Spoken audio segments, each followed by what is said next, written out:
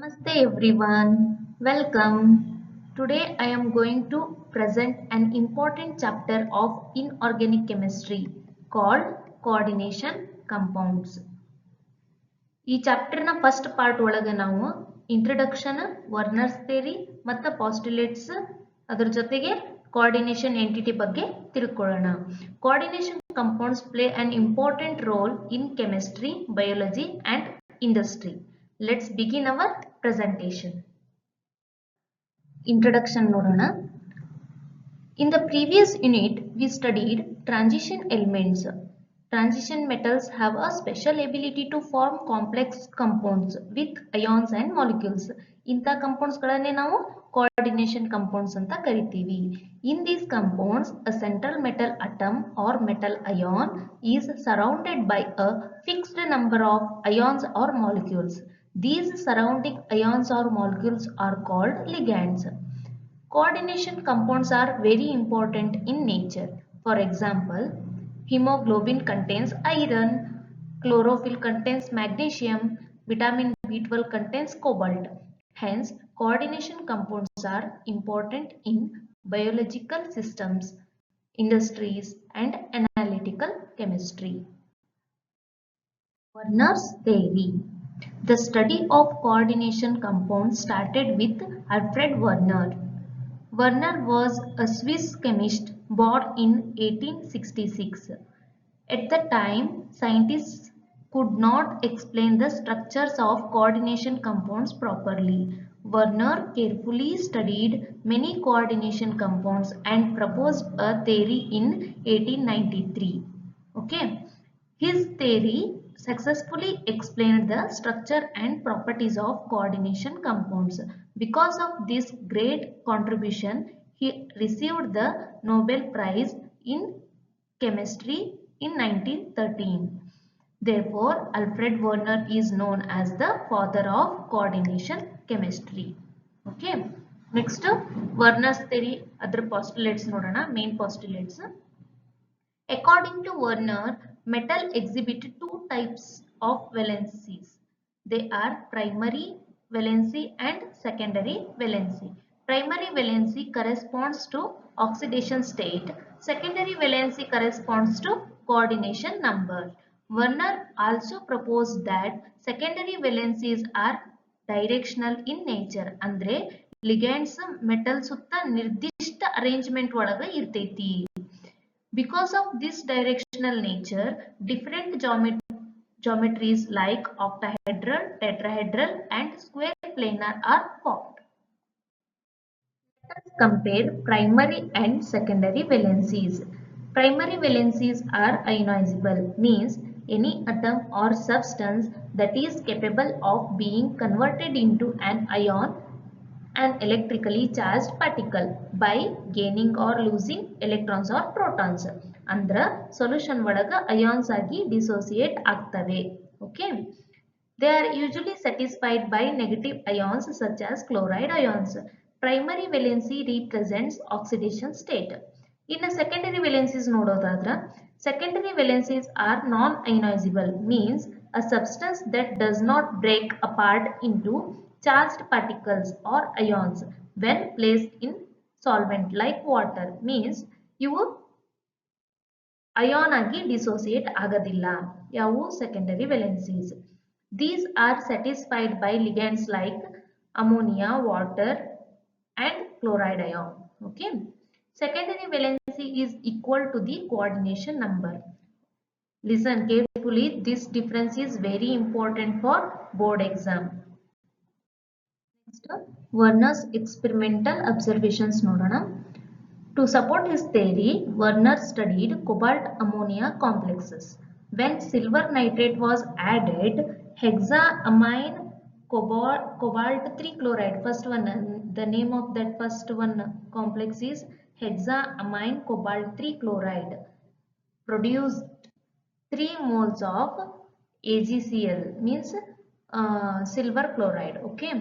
Next one, pentaamine chlorido cobalt 3 chloride produced 2 moles of silver chloride. Third one, tetraamine dichlorido cobalt 3 chloride produced only 1 mole of AgCl means silver chloride. ಈ results ಒಂದು important fact ಅನ್ನ ತೋರಿಸ್ತೈತಿ. All chloride ions are not free. Some chloride ions remain attached directly to cobalt. Based on these observations, Werner proposed the structures of these complexes. Okay, next formulation of cobalt complexes. Ad nodana. In the first complex, see the first complex, that is hexaamine cobalt 3 chloride. Okay, all 3 chloride ions are outside the coordination sphere. Therefore, 3 moles of AgCl means silver chloride are formed. In the second complex, see that second complex, pentamine chlorido cobalt 3 chloride. 1 chloride ion is inside the bracket and only 2 chloride ions are free. Hence, 2 moles of AgCl silver chloride are obtained. Similarly, in the last complex, that is tetraamine dichlorido cobalt 3 chloride, only 1 chloride ion is free.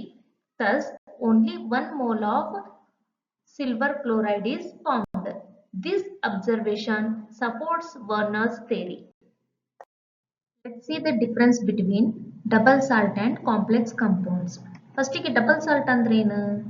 Double salt ಅಂದ್ರೆ ಎರಡು simple salt definite ರೇಷಿಯೋದೊಳಗೆ combine ಆಗಿ form ಆಗಿರುವಂತ ಒಂದು compound, ಅದನ್ನ ನಾವು double salt ಅಂತ ಕರಿತೀವಿ. Example more salt. ಈ ಡಬಲ್ ಸಾಲ್ಟ್ ಅನ್ನ ವಾಟರ್ ಒಳಗೆ ಡಿಸಾಲ್ವ್ ಮಾಡಿದಾಗ ಅದು ಕಂಪ್ಲೀಟ್ಲಿ ಡಿಸೋಸಿಯೇಟ್ ಆಕೈತಿ. ಓಕೆ, ಅಂದ್ರ ಈ ಮೋರ್ ಸಾಲ್ಟ್ ನ ನಾವು ಡಿಸಾಲ್ವ್ ಮಾಡಿದ್ವಿ ಅಂದ್ರೆ Fe2+ ಅಯಾನ್, NH4+ ಅಯಾನ್ಸ್ ಮತ್ತೆ SO4 ಅಯಾನ್ಸ್ ಆಗಿ ಸಪರೇಟ್ ಆಗ್ತೈತಿ.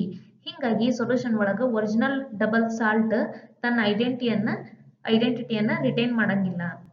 ಈಗ ಕೋಆರ್ಡಿನೇಷನ್ ಕಂಪೌಂಡ್ಸ್ ಬಗ್ಗೆ ನೋಡೋದಾದ್ರ, ಕಾಂಪ್ಲೆಕ್ಸ್ ಕಂಪೌಂಡ್ಸ್ ಬಗ್ಗೆ ನೋಡೋದಾದ್ರ, ಈ ಕಾಂಪ್ಲೆಕ್ಸ್ ಕಂಪೌಂಡ್ಸ್ ನ ವಾಟರ್ ಒಳಗೆ ಡಿಸಾಲ್ವ್ ಮಾಡಿದಾಗ ಕಂಪ್ಲೀಟ್ ಡಿಸೋಸಿಯೇಷನ್ ಆಗಂಗಿಲ್ಲ. ಅಂದ್ರ ಇಲ್ಲೊಂದು ಎಕ್ಸಾಂಪಲ್ ಐತ್ ನೋಡ್ರಿ, ಪೊಟ್ಯಾಷಿಯಂ ಹೆಕ್ಸಾಸೈನೈಡೋಫೆರೇಟ್. ಇದನ್ನ ಏನಾದ್ರೂ ನಾವು ವಾಟರ್ ಒಳಗೆ ಹಾಕಿ ಡಿಸಾಲ್ವ್ ಮಾಡಕ್ ನೋಡಿದ್ರ ಇಲ್ಲಿ ಏನಾಗುತ್ತಂದ್ರ 4K+ ಅಯಾನ್ಸ್ ಮತ್ತ ಫೆರ್ರೋಸೈನೈಡ್ ಅಯಾನ್ಸ್ ಅಂತ ಕರಿತೀವಿ. ಅಂದ್ರ FeCN6 4- ಕಾಂಪ್ಲೆಕ್ಸ್ ಅಯಾನ್ ಆಗಿ ಮಾತ್ರ ಡಿಸೋಸಿಯೇಟ್ ಆಗ್ತೈತಿ. ಐರನ್ ಅಯಾನ್ ಮತ್ತು ಸೈನೈಡೋ ಅಯಾನ್ ಸಪರೇಟ್ ಆಗೋದಿಲ್ಲ. ಅವು ಕಾಂಪ್ಲೆಕ್ಸ್ ಅಯಾನ್ ರೂಪದಲ್ಲೇ ಇರ್ತಾವ. ಅಂದ್ರ ಡಬಲ್ ಸಾಲ್ಟ್ ವಾಟರ್ ಒಳಗ ಡಿಸಾಲ್ವ್ ಆದಾಗ ತಮ್ಮ ಐಡೆಂಟಿಟಿಯನ್ನ ಕಳ್ಕೊಂಡ್ಬಿಡ್ತಾವ. ಆದ್ರೆ ಕೋಆರ್ಡಿನೇಷನ್ ಕಂಪೌಂಡ್ಸ್ ಡಿಸಾಲ್ವ್ ಆದ ನಂತರನೂ ಕೂಡ ಕಾಂಪ್ಲೆಕ್ಸ್ ಅಯಾನ್ ರೂಪದೊಳಗ ತಮ್ಮ ಐಡೆಂಟಿಟಿಯನ್ನ ರಿಟೈನ್ ಮಾಡ್ತವೆ. ಇದೇ ಡಬಲ್ ಸಾಲ್ಟ್ ಮತ್ತು ಕೋಆರ್ಡಿನೇಷನ್ ಕಂಪೌಂಡ್ಸ್ ನಡುವಿರಂತ ಮೇಜರ್ ಡಿಫರೆನ್ಸ್. ಈಗ ಕೋಆರ್ಡಿನೇಷನ್ ಕೆಮಿಸ್ಟ್ರಿ ಒಳಗ ಇಂಪಾರ್ಟೆಂಟ್ ಆಗಿರಂತ ಕೋಆರ್ಡಿನೇಷನ್ ಎಂಟಿಟಿ ಬಗ್ಗೆ ತಿಳ್ಕೊಳ್ಳೋಣ. ಮೊದಲಿಗೆ ಅದರ ಡೆಫಿನೇಷನ್ ನೋಡೋಣ. ಸೆಂಟ್ರಲ್ ಮೆಟಲ್ ಅಟಮ್ ಅಥವಾ ಸೆಂಟ್ರಲ್ ಮೆಟಲ್ ಅಯಾನ್ಗೆ ಕೆಲವು ಲಿಗ್ಯಾಂಡ್ಸ್ ಅಟ್ಯಾಚ್ ಆಗಿ ಒಂದು ಯೂನಿಟ್ ಫಾರ್ಮ್ ಮಾಡ್ತತಿ. ಆ ಕಂಪ್ಲೀಟ್ ಯೂನಿಟ್ ಅನ್ನ ನಾವು ಕೋಆರ್ಡಿನೇಷನ್ ಎಂಟಿಟಿ ಅಂತ ಕರಿತೀವಿ.